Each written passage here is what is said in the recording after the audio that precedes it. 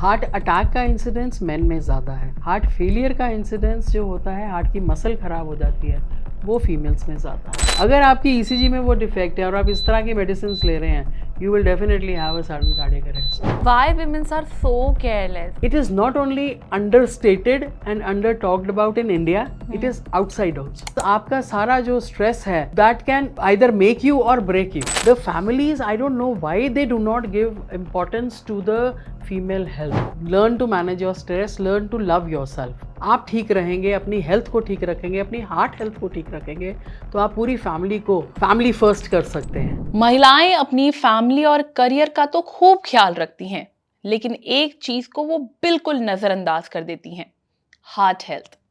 और heart attack या किसी भी तरह की हार्ट डिजीज जो है महिलाओं में साइलेंट किलर की तरह काम करता है। स्वागत है आपका thehealthsite.com में। मैं हूं आपके साथ लक्ष्मी शर्मा और आज के इस खास एपिसोड में हमारे साथ मौजूद हैं कार्डियोलॉजिस्ट डॉक्टर विनीता अरोड़ा, जो आज हमें बताएंगी कि महिलाओं के लिए भी हार्ट हेल्थ उतनी ही इम्पॉर्टेंट है जितना पुरुषों के लिए है। Welcome doctor. सवाल तो मैं आपसे ज़रूर पूछूंगी, लेकिन बीइंग अ डॉक्टर मैं ये जानना चाहती हूँ कि आप कार्डियोलॉजिस्ट हैं तो दिन में या फिर रेगुलर भी कहें तो आपके पास हार्ट हेल्थ को लेकर या हार्ट डिजीज़ को लेकर कितनी महिलाएं आती हैं? आपने बहुत अच्छा इशू रेज किया है। इशू मैं इसलिए बोल रही हूँ because you are right, females being the backbone of the family अपनी हेल्थ को बहुत अवॉइड करती हैं, हार्ट हेल्थ को स्पेशली। जनरली अगर उनको कोई प्रॉब्लम होती है तो वो कह देती है नहीं मैं ठीक हूँ, नहीं हम अजवाइन खा लेते हैं, नहीं ठीक हो जाएंगे, कोई बात नहीं, आप शाम तक देख लेते हैं, you know all these delay excuses are there. So इसके लिए ज़रूरी है जानना कि फीमेल्स का हार्ट, देखिए males and females are different right, similarly their heart is different. So ये जानना ज़रूरी है कि डिफरेंस क्या है। It is the difference of the hormones. Male hormones और फीमेल हार्मोन्स में जैसे डिफरेंस है, वैसे ही फीमेल हार्ट और मेल हार्ट में भी डिफरेंस होता है। पहले हमारे पास फीमेल्स आती थी 50-55 ईयर्स एज की, उसके बाद हार्ट डिजीज़ के साथ आती थी। अब हमारे पास 25, 26, 27 such young females are coming.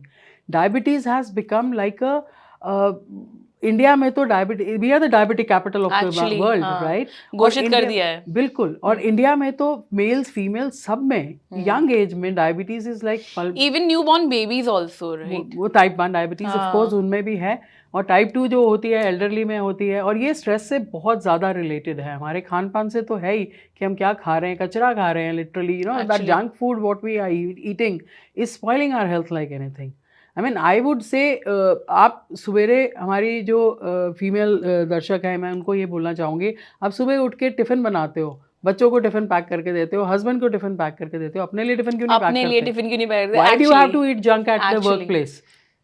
Pack your own tiffin, लेके जाओ। Any kind of home food is better than the junk we are eating at the workplace, you know. कुछ भी आप खा रहे हो, क्या खा रहे हो? Maggi, burgers, chips, pizza, what is this? That is all junk. Junk food घर का बनाया हुआ, इवन मैं आपको बोलूँगी paratha is better than all this nonsense that we are eating. So combined with these things, इसके अलावा ये है no time for workout or exercise in the females. And then the incidence of smoking, it has gone up so tremendously in females. Pollution तो है ही, उसके ऊपर smoking. Now what females don't understand here is that in case you are using oral contraceptives and you are smoking, that is the worst combination for blockages in the heart. क्या महिलाओं और पुरुषों में heart disease या यूं कहे heart attack को लेकर भी कुछ अलग अलग सिम्टम्स देखने को मिलते हैं? कुछ अलग सिम्टम्स होते हैं महिलाओं में हार्ट डिजीज के और पुरुषों में? देखिए, पहले सबसे पहली बात तो कि presentation in main and women is different. Heart की आर्टरीज की जो ब्लॉकेज आती है, जिसको हम हार्ट अटैक बोलते हैं, उनका प्रेजेंटेशन इज डिफरेंट। आपने देखा होगा ऐसे करके फोटो लगी हुई हर जगह पे कि ऐसे दर्द हो रहा है छाती में, राइट, यूं पकड़ के बैठे हुए हैं छाती को। This is the typical presentation in males, that they have a chest pain on the left side of the chest, they will start having sweating and very इस तरह से पेन होगा जैसे वजन रखा हुआ है छाती पे। Females have it different. Females have it either in the shoulder or in the jaw. They will have it more in the center of the chest, abdomen में होता है उनका. They will have it more as belching.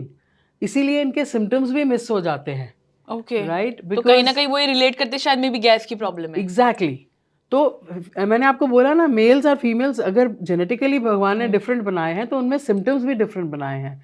And females need to know कि अगर इस तरह से कुछ हो रहा है, अगर आपको यहाँ पेन हो रही है, चलते फिरते हुए पेन हो रही है, स्वेटिंग हो रही है, घबराहट हो रही है, पसीना आ रहा है बहुत ज़्यादा, and you are not able to, you panting for breath, आपको सांस नहीं आ रहा है, तो you have to go immediately reach a hospital, go and see a cardiologist. तो जो ये आपने सिम्टम्स अभी बताए तो वो ये हार्ट डिजीज के सिम्टम्स हैं या हार्ट अटैक आने से पहले के सिम्टम्स हैं? या तो ये हार्ट अटैक आ रहा होगा या एंजाइना होगा। एंजाइना मतलब कि कोई नाड़ी बंद हो रही है, वो सिग्नल दे रही है कि मैं बंद हो रही हूँ, मेरे को देख लो। हार्ट अटैक नहीं होता एंजाइना, ठीक है? वो होता है कि अगर आप चलते हुए, आप चल रहे हैं, थोड़ा सीढ़ियाँ चढ़ रहे हैं, and you feeling pain, that is a signal. But if you are distressed, you are having pain with sweating and it's severe pain that you're having, इसका मतलब हार्ट अटैक हो रहा है, और ये ईसीजी से डिफरेंशिएट होता है। ईसीजी और बाकी के टेस्ट जो हम करते हैं हॉस्पिटल। आप इसको कैसे बताएंगी कि जैसे कोई प्रेजेंटेशन पेश करनी है और महिलाओं को अक्सर जो है एंजाइटी होने लगती है या फिर यूं कहीं हार्ट बीट एकदम फास्ट हो जाती है, चेस्ट पेन होने लगता है, तो ये एंजाइटी है या फिर ये हार्ट डिजीज से जुड़ा हुआ है या ये हार्ट अटैक से लिंक्ड है, ये कैसे हम डिफरेंशिएट करेंगे? Now you have come to a very interesting subject, heart beating तेज़ हो रही है। देखिए, घर में ना हम 2 सिस्टम लगाते हैं, अगर घर बनाते हैं, एक पानी का सिस्टम होता है, एक बिजली का सिस्टम होता है।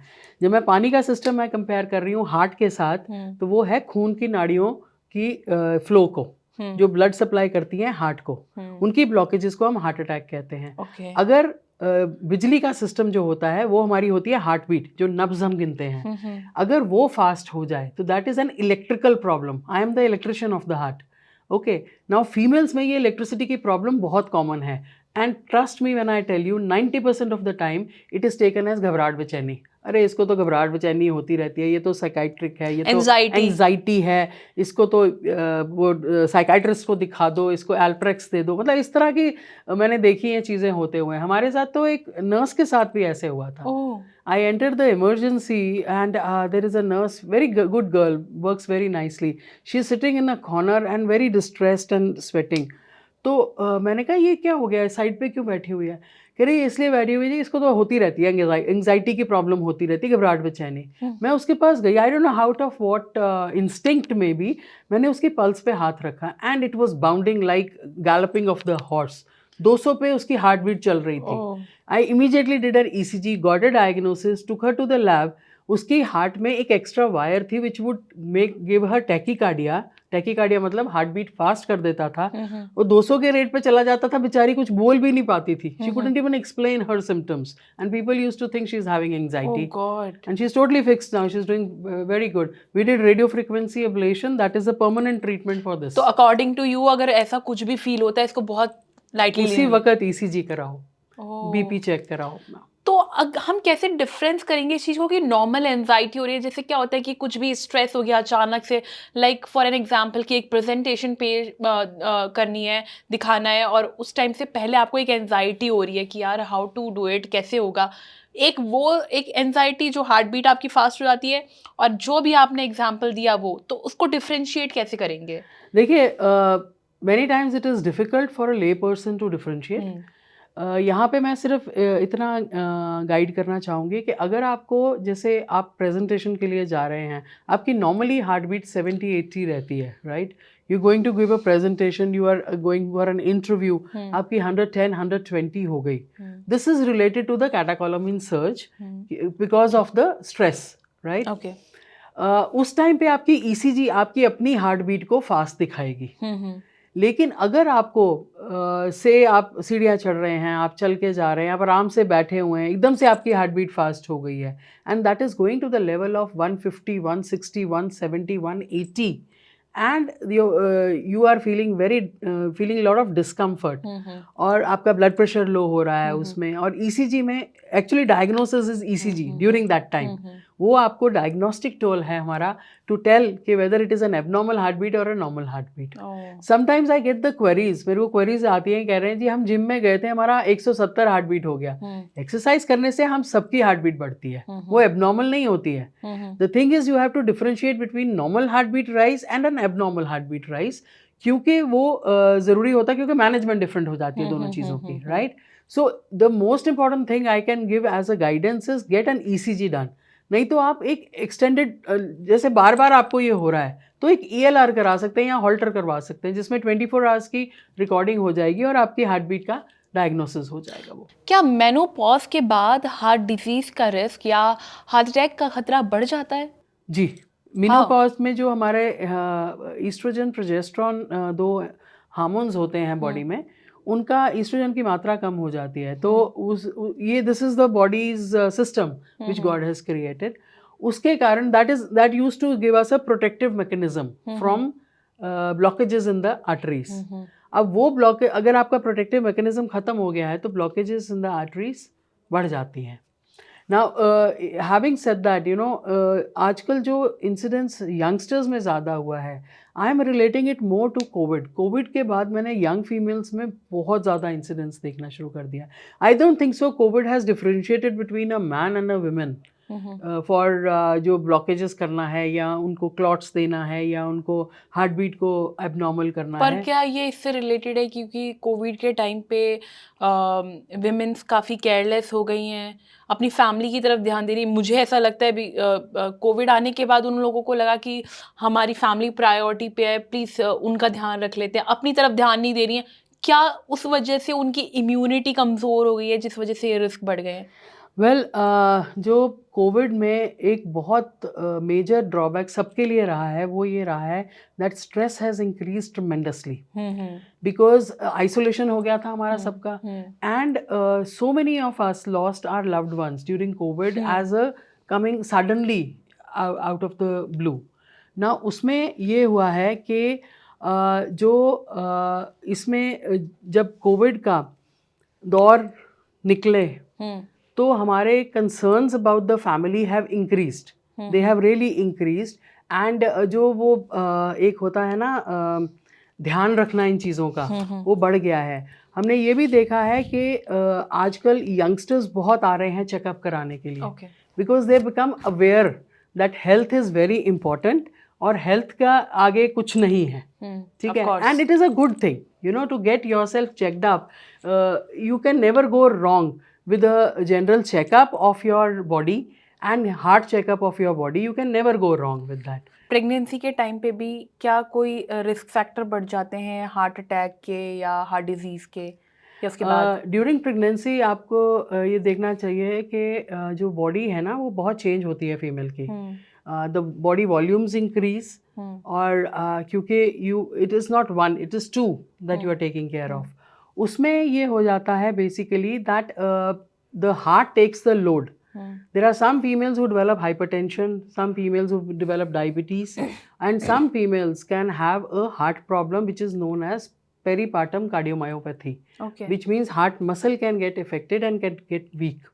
Now, अगर ये सब चीज़ें हम टाइम पे पकड़ लें तो फिक्सेबल हैं. You can have your heart function back, you can have your blood pressure under control, you can have your diabetes which can get reversed, but ये टाइम पे पकड़नी ज़रूरी होती है. इसलिए antenatal checkup for a female is very very important. देखिए, high blood pressure और cholesterol के कारण तो हार्ट डिजीज़ का खतरा या हार्ट अटैक का खतरा तो बढ़ जाता है, लेकिन महिलाएं ये कैसे ध्यान रखें कि उनका ब्लड प्रेशर भी कंट्रोल में रहे और कोलेस्ट्रॉल भी कंट्रोल में रहे?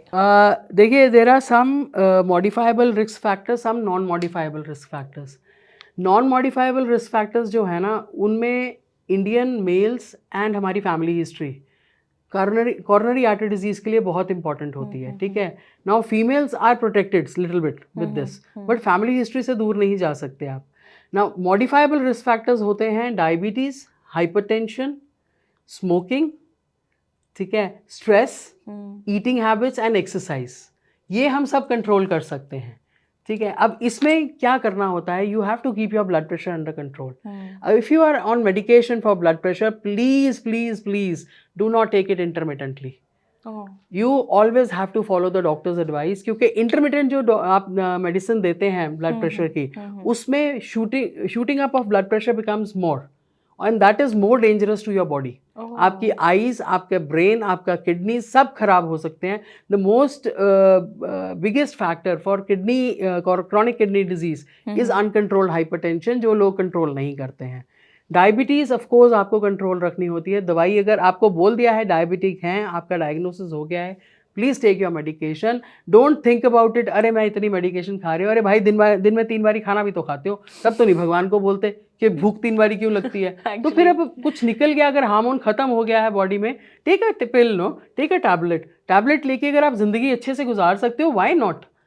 मतलब ट्रैश खाना खा के, गंदा पानी पी के, वो गोलगप्पे खा के आप ज़िंदगी गुजार सकते हो. एक अच्छी दवाई खा के आप ज़िंदगी नहीं गुजार सकते. तो हार्ट फ्रेंडली डाइट क्या होगी? अगर मैं आपसे जानना चाहूँ, सारी विमेन्स जानना चाहेंगे, हार्ट फ्रेंडली डाइट क्या है? आई थिंक उन लोगों को नोट भी कर लेना चाहिए. आप प्लीज बता दीजिए. हार्ट फ्रेंडली डाइट है घर का बना हुआ खाना, चाहे वो कुछ भी हो. हाँ. You know, you should try to have all the 3 meals in the day from home. घर से बनाओ. अब मैं ये नहीं कहती हूँ बाहर मत खाओ, खा लो, चीट डे रख लो, एक दिन रख लो, सैटरडे रख लो, संडे रख लो, चीट डेज रख लो, but try to have focus on having food at home. घर में बनाया हो ना, आप मीटर कर सकते हो. देखिए, any form of, they will ask me ये ऑयल खाएं, वो ऑयल खाएं, कोई भी ऑयल खाइए, क्वांटिटी कम करिए उसकी. जिसमें खाना बनता है उसमें क्वांटिटी कम करिए. जो आपका खाना है उसमें कार्ब्स और फैट्स का ध्यान रखिए, that you don't have to. Carbs को आप, हमारा glycemic index of wheat has become so high, so please try to control your carbs also. और ये आप सिर्फ घर के खाने में कर सकते हैं, आप बाहर के खाने में नहीं कर सकते. वो जो ब्रेड खा रहे होते हैं ना बाहर खड़े होके हम लोग बर्गर में, that is all sugar that we are eating. And here I want to say one more very important thing, Lakshmi. Since you are talking of women health, the most important thing is stress. You have to learn how to manage your stress. Please give some tips. I also want. So to manage your stress, you have to have me time. अपने आप को प्यार करना सीखो. अगर आप अपने आप को प्यार नहीं करोगे तो कोई दूसरा क्यों करेगा आपको प्यार? Actually. I mean, you have to spend the whole life with yourself. What you look at in the mirror, you learn to like that, learn to love that. And just spend 40 minutes of time out of 24 hours with yourself.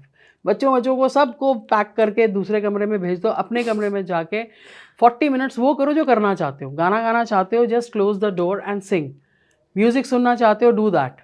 And dance करना चाहते हो, वो करो. किताब पढ़ना चाहते हो, वो करो. एक चाय का कप बनाओ, अच्छा सा किताब अपनी लो फेवरेट, अपने रूम में जाके 40 मिनट अपने साथ स्पेंड करो. I am telling you, it will make a gross difference in your personality, in your outlook to people, and in your day-to-day activities. And stress reduced means your heart health is better. Wow. जैसे बहुत सारे heart attack के cases gym या exercise के time पे आते हैं. चाहे वो मेंस की बात करें चाहे वुमेन्स की बात करें. भी हाल ही में एक केस आया था कि एक स्टेज पे डांस करते करते वो डेथ हो गई उसकी. और सिर्फ उसकी नहीं बात कर रही हूँ, स्कूल में भी मैंने देखा, एक न्यूज़ आई थी कि एक 8th क्लास की लड़की थी, उसकी भी हार्ट अटैक के कारण डेथ हो गई. ये तो आई थिंक बहुत डराने वाली बात है. मतलब समझ में नहीं आ रहा उसके पीछे रिस्क फैक्टर्स क्या है, रीजन क्या है जिसकी वजह से ये केसेस बढ़ रहे इवन बच्चों में. So you know what happened in all these instances जो आपने अभी explain किए हैं is not heart attack, it is sudden cardiac arrest. Now what is the difference between sudden cardiac arrest? Sudden cardiac arrest होता है हमारी heart beat का लोचा हो जाता है. My friend calls it heart बिजली का लोचा of the heart. Okay. तो उसमें क्या होता है, your heart starts to beat at such a fast rate, 300-400 beats per minute, जिसमें वो हार्ट कंट्रैक्ट नहीं कर रहा होता है, it is squaring. एंड उसमें ब्लड प्रेशर फॉल कर जाता है और चक्कर खा के गिर जाते हो. Now if nobody knows what to do there, that person जो गिर गया है वहां पे, उसके पास सिर्फ 6 मिनट होते हैं. अच्छा, उस टाइम पे? Yes, you have to start CPR, cardiac pulmonary resuscitation.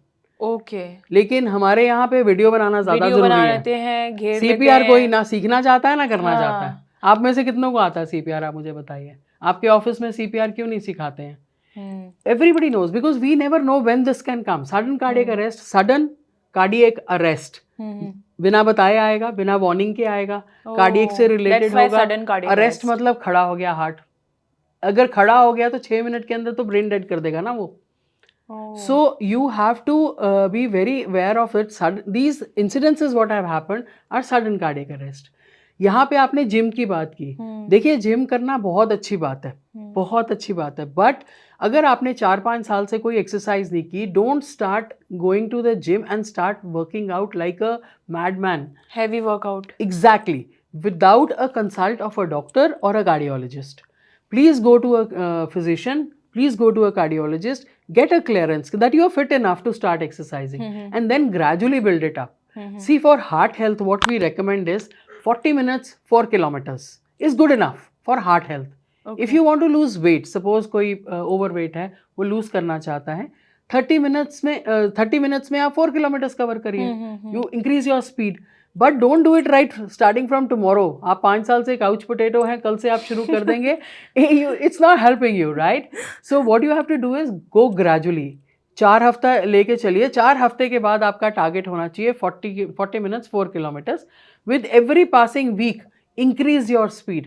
10 minutes में 1 किलोमीटर कवर करिए and that is good for heart health. Aspirin काफ़ी ट्रेंडिंग मेडिसिन है, तो इसके कुछ साइड इफ़ेक्ट्स हैं कि ये इंस्टेंट जब आपको लगता है कि हाँ मे बी हार्ट अटैक आ सकता है या कोई हार्ट डिजीज़ है, तो उसके लिए एस्पिरिन लेना सेफ है?